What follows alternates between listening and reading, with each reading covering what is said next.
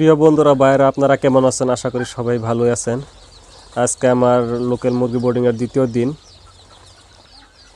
আপনারা যদি মুরগি বোর্ডিংয়ের বিষয়ে জানবার চান তাহলে ভিডিওটা প্রথম থেকে শেষ পর্যন্ত দেখবেন, কেউ স্কিপ করবেন না। যারা মুরগি বোর্ডিংয়ের প্রথম দিনের মুরগি বোর্ডিংটা ভিডিওটা দেখছেন না, তারা আমার ইউটিউব চ্যানেলে আছে, এই ভিডিওটা দেখুন। প্রথম দিনে মুরগি কীভাবে বোর্ডিং করুন লাগে। পেপারও আমি দানা এভাবে ছিটাইয়া দিছি, দানা নিজে নিজে মুরগি বাচ্চারা খাইতেছে। মিনিমাম এক সপ্তাহ মান পেপারও এইভাবে দানা ছিটিয়ে দিন লাগবো। এই পানির ফিল্টারও পানি দিছি,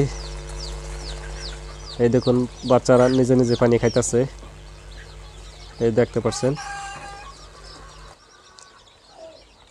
কালকার যেগুলা পেপার বিছাইল আছিল এই পেপারগুলো আমি চেঞ্জ করে দিছি, লেতরা হয়ে গেছিল, ভিজা গেছিল, আর নতুন পেপার দিছি।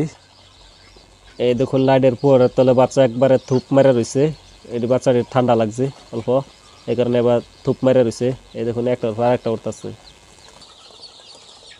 এখানে আমার 300 লোকাল মুরগি, এই দেখুন, এই দেখেন।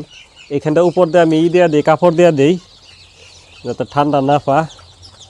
রাত্রিরা তো ঠান্ডা পড়ে, ঠান্ডা দিন তো এখন। এটা লোকাল মুরগির জন্য রুমটা বানাইছি, এটা লোকাল মুরগির 300 লোকাল মুরগির জন্য রুমটা বানাইছি। আবার এইখানে আছে সোনালী মুরগি, এই দেখেন সোনালী মুরগি। এই রুমও সোনালী মুরগি আছে 575টা। মুরগির ওজন এখন বর্তমান 500 গ্রাম, 600 গ্রাম, 700 গ্রাম হয়ে গেছে। তো 15-20 দিনে বিক্রি করে দিব।